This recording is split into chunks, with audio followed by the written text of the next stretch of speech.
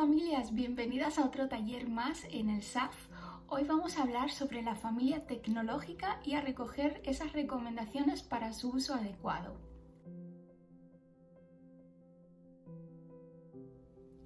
Mi nombre es Tania y soy técnica de familia en el Servicio de Atención a la Familia. Somos un servicio dependiente de la Concejalía de Servicios Sociales en Alcalá de Henares. ¿Esto qué significa? Que todas aquellas personas que estáis empadronadas en el municipio tenéis acceso de forma gratuita a nuestros servicios. ¿Pero qué servicios son? Bueno, pues hacemos orientación e información telefónica ante X situaciones familiares que no sepáis hacia dónde dirigiros. Nosotros os orientamos y os damos los recursos idóneos. Un pilar fundamental de nuestro servicio es el acompañamiento y la orientación familiar. Aquí lo que hacemos son nuestros técnicos de familia acompañan a familias al alcance de unos objetivos. Pueden ser cosas un poco más complejas, con conflictos en el núcleo familiar, y otras más específicas, por ejemplo, el uso de la tecnología en el hogar, cómo repartir las tareas domésticas, cómo fomentar la autonomía de mi peque, cómo comunicarnos mejor en el hogar. Son todas cositas a las cuales nosotros os acompañamos con herramientas educativas de forma gratuita. Y por último, tenemos talleres formativos para familias donde queremos incentivar la reflexión y el compartir vuestras experiencias. Cierto es que este año, debido a la situación de la pandemia, hemos tenido que adaptar nuestros talleres a dos modalidades, una de forma directa pero virtual y otra pregrabada. No obstante, os invito a que si os surgen preguntas o inquietudes o queréis aportar algo más a este taller, a este vídeo pregrabado, no dudéis en escribirnos al correo. Os dejo toda la información en la cajita de este vídeo. Dicho esto, vamos a empezar.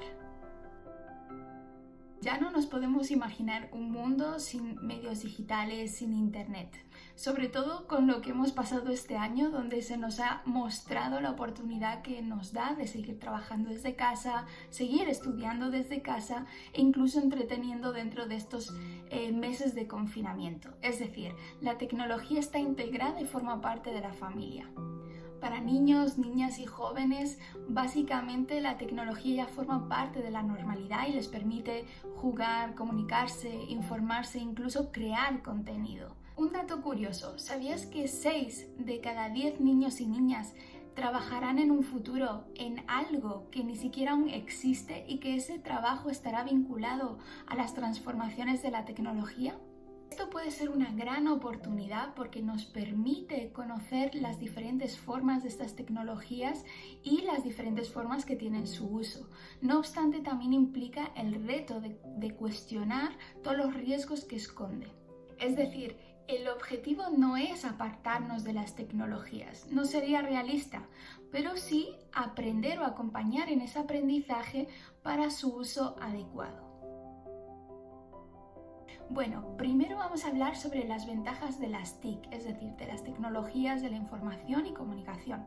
Posteriormente vamos a ver cómo son estas TIC según etapa evolutiva, porque no es lo mismo la tecnología con 3 años que con 14. Luego vamos a acercarnos a riesgos y peligros, sobre todo haciendo hincapié en 4 conceptos clave: el ciberacoso, el cybergrooming, el sexting y el catfish. Por si no lo conocéis, también muy interesante e importante. Luego al final vamos a recoger cuáles son esos comportamientos que debemos de tener ante las redes sociales y por último las orientaciones generales para mamás y papás en el uso de las tecnologías. ¡Vamos allá! Una de las ventajas principales es el acceso a un mundo de información, sobre todo cuando tenemos hijos e hijas muy curiosos que nos lanzan estas típicas preguntas que nos descolocan, como por ejemplo, oye, ¿por qué el cielo es azul? ¿Por qué los delfines no vuelan? ¿Por qué la luna no se cae del cielo? Entonces a veces nos faltan conocimientos o herramientas para explicarlo y esto nos sirve muchísimo. Lo ideal es buscar incluso conjuntamente la información, porque a partir de ese proceso también les podemos enseñar cómo hacer esas búsquedas de forma segura. Aquí mucho cuidado con las famosas fake news, algo que conocemos sobre todo de estos últimos meses.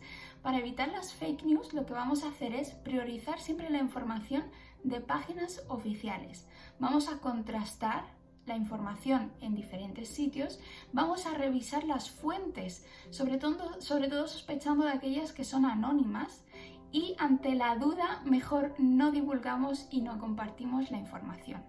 Las tecnologías sobre todo también permiten comunicarnos, sobre todo diferentes formas de comunicarnos. Esto es muy interesante porque nuestros hijos e hijas empiezan a usar gráficos, símbolos, emojis, GIFs, con los cuales están expresando algo.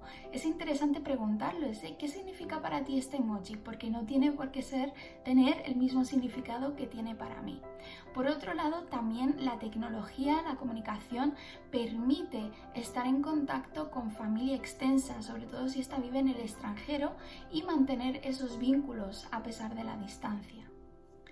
También está demostrado que ciertos juegos permiten e incluso fomentan habilidades como la percepción, la memoria, el lenguaje o la capacidad de resolver problemas. Esto es positivo, aunque por otra parte los mismos juegos lo que hacen es fortalecer ese aprendizaje a partir de unas recompensas inmediatas. Por ejemplo, si consigues esto, se te desactivan otros niveles a los que puedes acceder, o recibes cierta cantidad de monedas que te permitirán comprar o mejorar tu juego. Entonces, ahí también está escondido el riesgo de la adicción. Y por último, claramente las TIC también permiten espacio y tiempo a entretenimiento, y puede ser positivo porque podemos compartir ese entretenimiento en familia, karaokes juntos, películas, juegos, etc. ¿Qué pasa? Que este entretenimiento no puede ser una niñera, ¿vale? Esto es algo que ocurre mucho, que las TIC se convierten en las niñeras de nuestros hijos e hijas. Y aquí es donde sí ya, por una parte, limitamos el desarrollo evolutivo y el aprendizaje de nuestros peques, como también fomentamos o encaminamos hacia una posible adicción. ¿Cómo podemos identificar si nuestro hijo o hija tiene cierta adicción? Aquí hay unas pautas, pero son orientativas, pero que a lo mejor os puedan servir. Por un lado, el cambio de comportamiento, mucha irritabilidad, sobre todo inquietud cuando no puedan estar jugando e incluso pueden llegar a tener unos impulsos violentos. Por otra parte, también está el aislamiento, ya no sale con sus amigos, prácticamente no comunica con sus amigos, solo está en casa encerrado. Hay un abandono de otras actividades que quizás en el pasado fueron de satisfacción, ¿no? Con lo que le gustaba bailar y ahora ya no baila, con lo que le gustaba jugar al fútbol y ahora tampoco juega al fútbol. Luego también los cambios en el hábito de sueño y alimentación. Este también es un factor importante. Si sentís que no tenéis el control o necesitáis apoyo en esa intervención, no dudéis en acudir o a médico o a servicios sociales o a servicios como el nuestro, donde pues podemos valorar, incluso orientaros y derivaros a unos recursos adecuados. Vamos a hablar sobre las TIC según etapa evolutiva ahora. Entramos en la edad de 0 a 2 años. Todos los expertos aquí concuerdan en que la exposición a las tecnologías tiene que ser básicamente nula. ¿Por qué? En esta etapa el crecimiento se basa sobre todo en un aprendizaje experimental, el cual las tecnologías no permiten, no facilitan. Por otro lado, también se ha demostrado que las tecnologías o el uso de las tecnologías a una edad muy temprana hace que no se desarrollen de la misma forma los circuitos neuronales, y esto pues tiene luego efectos a la hora posterior a largo plazo en el aprendizaje. Ahora bien, en la práctica entiendo que esto es casi imposible, porque por ejemplo este bebé puede tener una hermanita menor que esté jugando por las tardes en la tablet, que esté la televisión o la radio de fondo, que mami o papi estén a veces al WhatsApp o al teléfono. Es decir, la tecnología al final forma parte y esto no lo podemos evitar, pero sí la exposición directa. Cosas en las cuales sí podemos quizás de forma excepcional hacer uso, pues por ejemplo las TIC con relación a la música, poner música a nuestro bebé que puede incentivar, o también unas videollamadas cortas con algún familiar, con una tía o con una abuela. Seguimos con aquellos niños y niñas entre 3 y 5 añitos. Aquí lo interesante es que aún no tienen la capacidad de retener información o mucha información. Por ejemplo, una película larga. Pero lo que sí hacen es quedarse con escenas o imágenes, sobre todo aquellas que tienen algún impacto emocional, como por ejemplo el asustarse, el miedo, la tristeza. Entonces, muy importante en esta edad adaptar el contenido que les dejamos ver. También recomiendo que en vez de ver películas largas, se opten más bien por cortos animados, ¿no? O miniseries. Por otro lado, una vez que hacemos uso de estas tecnologías, es importante facilitar unos espacios de desahogo. Venga, ya has estado viendo la tele un rato, ahora vamos al parque a jugar al fútbol. O venga, ayúdame ahora que vamos a hacer juntos este postre. Es decir, tenemos que cambiar el foco que tienen hacia la tecnología hacia otra cosa, permitirles ese espacio para desahogarse. Por otro lado, creo que todos lo sabéis, a esta edad hay un modelado muy importante. Les llama mucho la atención qué está haciendo mami al ordenador todo el tiempo. ¿Por qué tocas así? ¿Por qué se mueve el ratón? ¿Por qué si toco aquí de repente se imprime aquí una hoja? ¿Por qué hace ese ruido? Entonces podemos acompañarles en ese experimentar y en esa curiosidad que tienen. Eso es algo positivo. También decir que es cierto que a esta edad hay muchas aplicaciones educativas, ¿no? Que permiten arrastrar formas, puzzles, juntar elementos de mismos colores. Están bien, pero no pueden nunca sustituir esos juegos experimentales en la realidad. De los 6 a 9 añitos ya empiezan los primeros pasos por el internet, el interés que hay hacia él. Esto debido tanto a las tareas que les dan como al propio uso de las TIC en los centros educativos. Aquí podemos fortalecerlo o incentivar a herramientas que da el Internet a nuestros niños y niñas. Por ejemplo, hacerles ver que pueden buscar juegos para jugar conjuntamente, pueden buscar manualidades, recetas y muchas cosas más. Pero por otro lado también les tenemos que empezar a hablar sobre los riesgos del Internet y sobre todo ir integrando unos límites razonables. Quizás antes, en las etapas anteriores, había un poder mayor de decir ahora te lo doy y ahora te lo quito, ¿no? Las TIC. Ahora ya en esta etapa lo ideal es ir creando la reflexión. ¿Por qué no es bueno que estés jugando hasta las 2 de la mañana a la PlayStation? ¿Por qué no es posible o no es bueno que estés 5 o 6 horas seguidas al móvil? Entonces, ahí va a estar nuestro razonamiento para poner unos límites. Por otro lado, también luego tenemos que ser ejemplo, que eso también luego a veces es difícil. De 10 a 13 años ya hay un uso intensivo del Internet y entran las famosas redes sociales. Con ello las ventajas comunicativas que tiene, pero también los riesgos que son muy importantes volver a recalcar con un lenguaje adaptado a esta nueva etapa evolutiva. Importante, aquí vamos a empezar a ir soltando. Hemos puesto unos límites razonables, pero tenemos que dar espacio a que ellos y ellas tomen las decisiones. Por otro lado, lo que podemos hacer para no desvincularnos es mostrar interés y formar parte de esas actividades que hacen. Por ejemplo, ver una película conjuntamente, una película que les interese a ellos, ver un youtuber que está explicando X cosa, pues nos sentamos con ellos a escucharles, o podemos jugar incluso o probar jugar un juego conjuntamente. Es decir, de esta forma les damos por un lado el espacio a tomar la decisión poco a poco, pero seguimos vinculados y seguimos supervisando a partir de formar parte de su realidad. Ya a partir de los 14 años el uso o el control del uso de las TIC es mucho más difícil.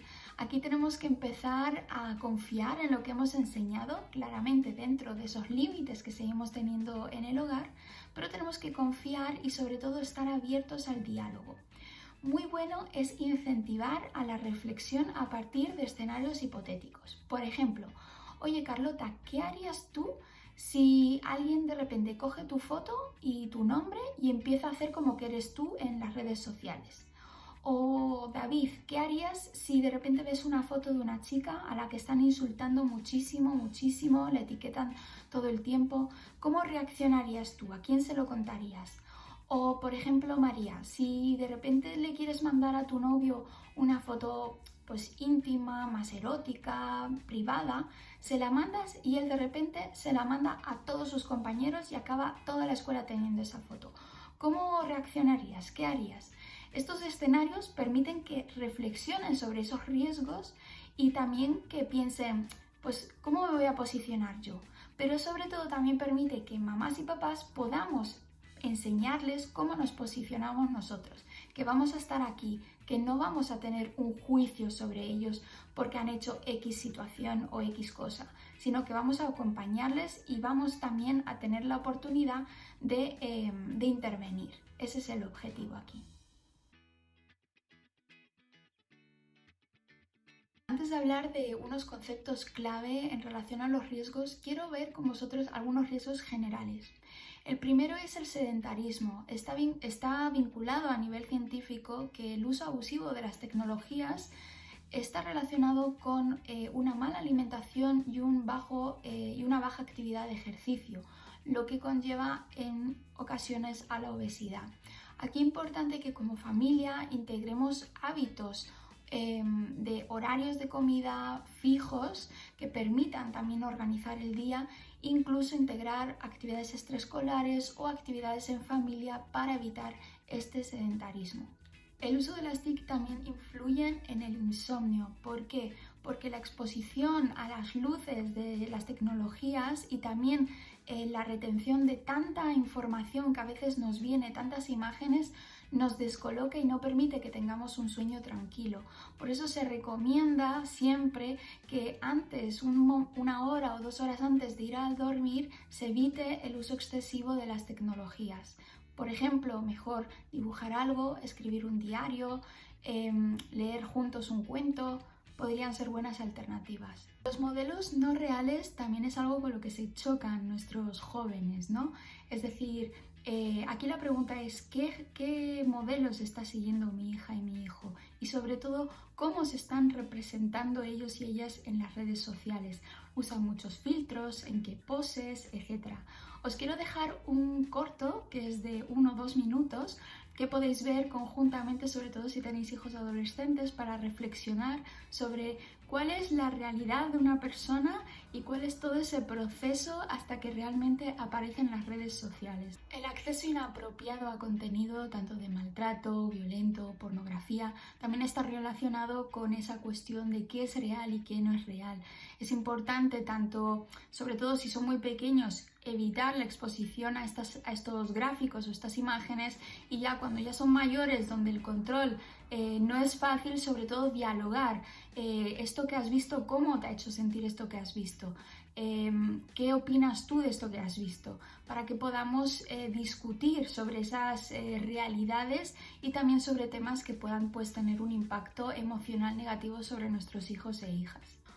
Un problema también que suelo escuchar en algunas mamás que me dicen: el otro día me llegó la factura 150 € del Apple Store, que mi hijo se ha puesto a comprar juegos o no sé qué, añadidos, elementos para su juego favorito.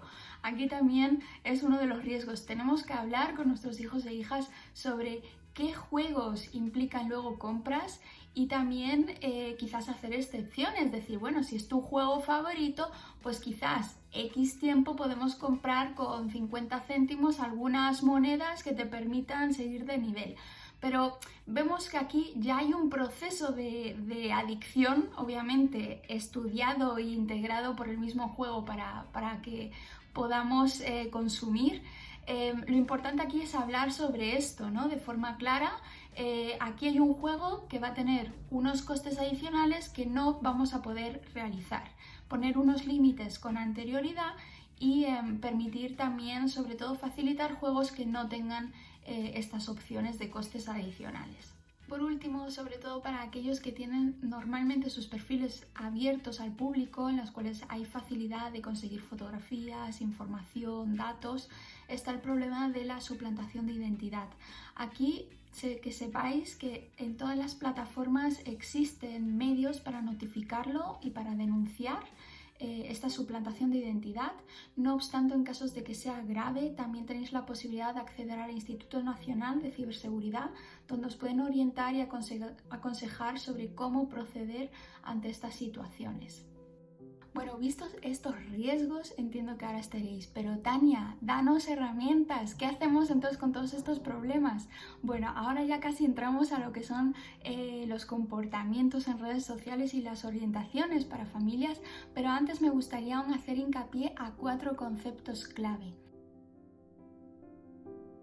Vamos a empezar con el ciberacoso. Entendemos el ciberacoso como aquel que se produce entre menores haciendo uso de los medios digitales.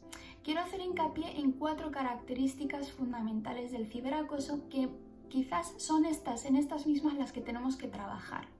Primero, los niños y las niñas tienen la sensación de una impunidad, de que hay un anonimato a la hora de realizar un ciberacoso. Esto dificulta, ¿no?, su conciencia de parar lo que está haciendo. Por eso es importante enseñarles a nuestros hijos e hijas de que el Internet no es anónimo y que prácticamente todo puede buscarse a la fuente original. Otra característica es que hay un distanciamiento físico. Quizás en un acoso en la escuela yo estoy viendo lo que estoy produciendo en ese niño. Si yo le digo X cosas, yo estoy viendo si llora, yo escucho si me dice para. En un ciberacoso yo no tengo eso, yo tengo un distanciamiento físico, lo cual dificulta que yo pueda vincularme con esa persona, que pueda crear una empatía e incluso conciencia de lo que estoy haciendo. Otro punto más es el tiempo ilimitado del acoso, ¿no? Ya no es en la escuela, me están acosando justo cuando salgo de clase o en los recreos. El ciberacoso puede ser continuo y tiene una carga emocional también mucho mayor, o puede tener una carga emocional mucho mayor sobre las personas que lo sufren. Y por último, también el hecho de que se viraliza de forma muy rápida y a muchas personas. Si en un inicio el acoso a lo mejor era con una persona o con un grupo pequeño, ahora de repente esto puede escalar de forma muy rápida. Por eso es importante, cuando sentimos o percibimos que hay una situación de ciberacoso, con inmediatez intervenir. A quienes os interese más este tema, os dejo en la caja de este vídeo un enlace para responder a la pregunta ¿cómo reaccionamos ante el ciberacoso? El sexting es otro de nuestros conceptos. Es cuando una persona envía imagen o vídeo de carácter erótico sexual a otra persona. El sexting, lo interesante aquí es que para sobre todo los adolescentes, el sexting no se trata tanto de mandar una imagen para satisfacer a su pareja. También hay una connotación de búsqueda, de retroalimentación de mi cuerpo. Están en una etapa en la cual están conociendo su cuerpo, no se han expuesto aún a presentarlo, quizás. Entonces son esos primeros acercamientos a romper esas barreras, ¿no? Yo te mando una foto de una parte de mi cuerpo porque también estoy deseando saber qué piensas tú de mi cuerpo, para yo también reproyectarme en cómo soy. Eso es un poco también esa doble función que tiene el sexting. Ahora bien, el sexting tiene 2 problemas principales. Primero, que yo mando una foto mía a mi pareja y que ésta la divulgue sin mi consentimiento, pero también está el otro problema, y es que a mí me mandan fotos sin que yo haya dado el consentimiento o el ok de que me las manden. Entonces, ambas son muy importantes, porque por un lado, nosotros lo que queremos enseñarle a nuestros hijos es cómo ser seguros, ¿no? Cómo realizar esta práctica de forma segura. No se trata de decir no realices esta práctica, porque forma parte de las nuevas realidades de comunicación. Hay gente que lo hace, hay otros que no, pero forma parte. Entonces se trata más bien de enseñar cómo se realiza esta práctica de forma segura y sobre todo también poner límites. Tú puedes poner límites si no quieres que te estén mandando contenido o imágenes de contenido sexual. Aquí también vamos poniendo límites. Nuestro tercer concepto, y quizás algo menos conocido pero muy importante, es el del cybergrooming. Es cuando adultos se hacen pasar por menores para entrar en contacto, entablar una estrecha relación, confianza con nuestros hijos e hijas. Para ello usan espacios habituales de, por ejemplo, juegos online o chats donde pueden empezar a entablar esas conversaciones. Muy importante aquí, primero, evitar el sexting con personas que no conocemos, porque a la hora de enviar contenido erótico o sexual somos víctimas también luego de un fácil chantaje. También evitar poner cámaras si sospechamos de que esa otra persona no es real, y sobre todo cuestionar esa identidad que pueda o no ser la que dice ser. Para mamás y papás, importantísimo, al igual que nos interesa y preguntamos cuáles son tus amistades en el parque, también cuáles son tus amistades en el mundo virtual. Ahí es donde vamos a poder identificar también con tiempo si sentimos de que hay algo que no concuerda. Os dejo aquí abajo también el enlace para profundizar sobre cómo reaccionar ante una situación de cybergrooming. Y por último tenemos el catfish, que es la situación que se da cuando mantenemos una relación, incluso ya sentimental, un vínculo emocional hacia una persona en redes sociales que al final resulta que no existe o que no es quien dice ser. Es decir, vuelve a haber una suplantación de identidad, además de pues un dolor emocional por todo el vínculo que se haya podido crear. Entonces, ¿cómo podemos evitar esto? Primero, vamos a revisar las redes. Si esa persona ha aparecido nueva en las redes sociales a partir del momento en el que te ha escrito, o si ya lleva más tiempo activo, cuántas amistades tiene, cuánta interacción hay en sus redes sociales con otras amistades. También vamos a fijarnos en las fotografías, si solo tiene 2 fotos, 3 fotos, o si hay una galería fotográfica extendida, pues quizás la probabilidad sea mayor de que sea real. También está la herramienta de Google Imágenes. Aquí podéis usar una fotografía, integrarla al buscador de Google Imágenes y ver dónde en todo Internet está esa fotografía puesta. Esto nos permite ver si de repente una chica con la que estamos hablando en verdad es una modelo de Panamá. Pues ahí lo podríamos ver. Y luego pues también sospechar si la persona nunca quiere poner videollamada o nunca quiere mandarte unas fotografías que a lo mejor le pidas que haga de una forma para ver si es real. Entonces todo esto va a permitir evitar el riesgo de enamorarnos de una persona que no existe, al cual llamamos catfish, y suele ser algo también que puede ocurrir en la adolescencia sobre todo. Primero, que no vamos a realizar una publicación excesiva de nuestra información. Vamos a seleccionar aquella que realmente consideramos importante y necesaria para presentarnos. Vamos a configurar nuestras opciones de privacidad, es decir, tanto en Instagram, Facebook, Twitter, TikTok, etc. Vamos a tener cuidado hasta qué momento, hasta qué punto la gente tiene acceso a mi información.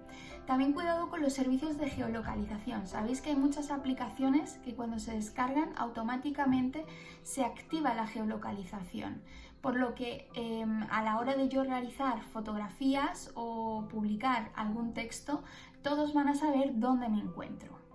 También cuidado a la hora de ir a casa de amigos o amigas, de cerrar sesión en nuestras redes sociales si hacemos uso de su tablet o su ordenador. También no vamos a abrir enlaces o carpetas o documentos de personas extrañas que nos hayan mandado por correo o en nuestras redes sociales, y vamos a generar contraseñas que sean seguras y que vamos a ir cambiando cada corto plazo.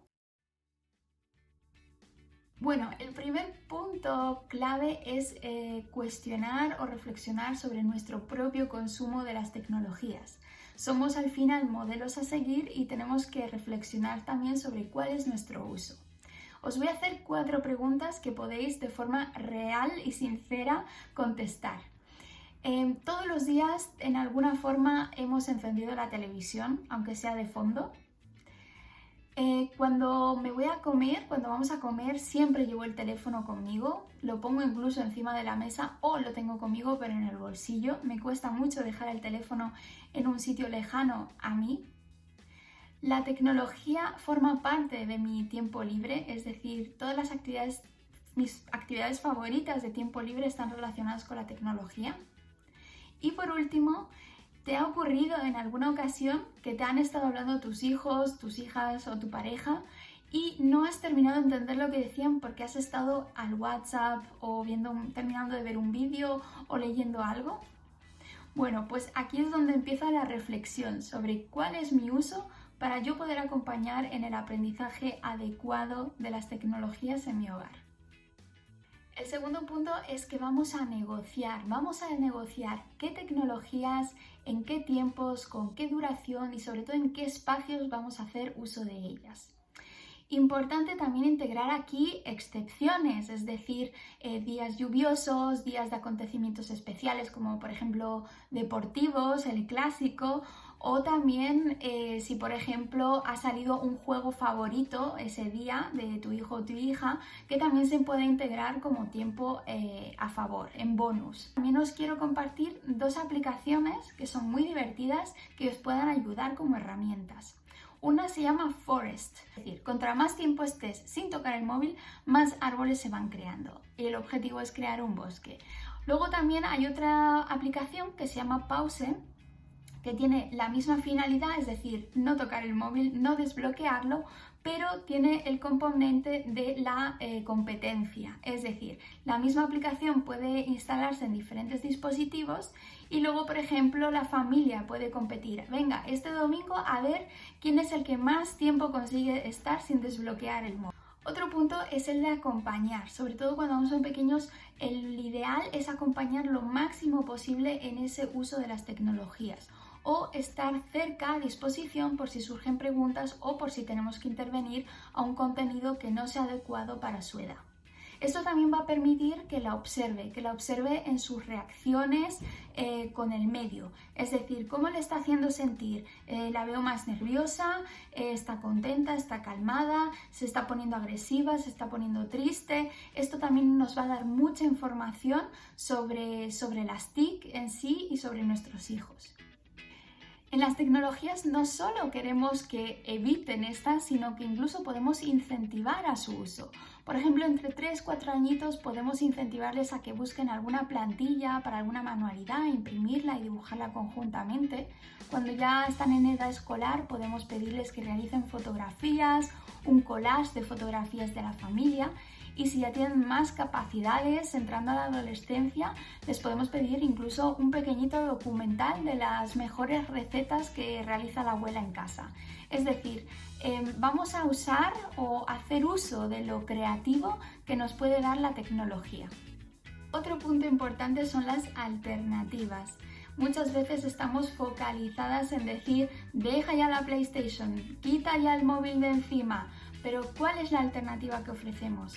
Suele ser mucho más fácil dejar las tecnologías si tenemos una alternativa a mano. Las zonas libres de tecnología es otro punto fundamental, sobre todo cuando son pequeños, lo ideal es que en las habitaciones estén exentas de tecnología.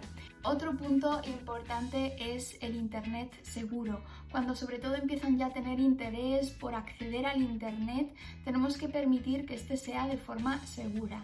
Entonces, ¿cómo lo podemos hacer? Dentro de los buscadores os recomiendo que hagáis uso de dos que conozco. Por un lado, el Kindle, que es en inglés, pero les permite también buscar a partir de lo que estén estudiando en inglés, o el buscador infantil, que también funciona en español.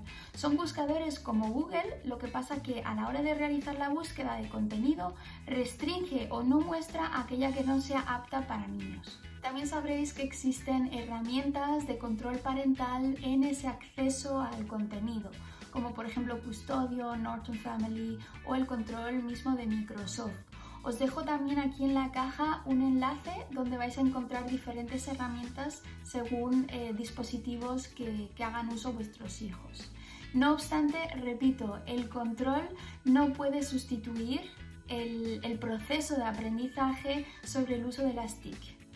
Para finalizar, también decir que busquemos apoyo y ayuda externa, es decir, cuando veamos que hay una situación inusual o que no sepamos cómo llevarla, hablar con otros mamás y papás puede ayudar mucho, entender cuáles son los trends que hay ahora afuera, ¿no? Cuál es el uso normal y qué es no normal. Podemos hablar con personal docente, o incluso también acercarse a servicios como el nuestro para pedir orientación, donde pues encantados también os podemos acompañar y apoyaros en el establecimiento de esos límites y normas en el uso de las TIC.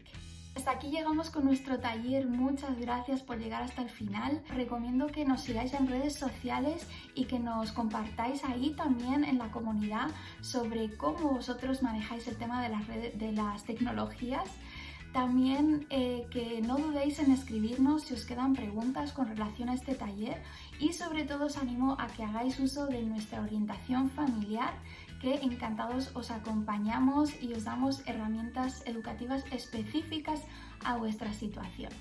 Pues dicho esto, os deseo una buena tarde y os espero en próximos talleres. ¡Adiós!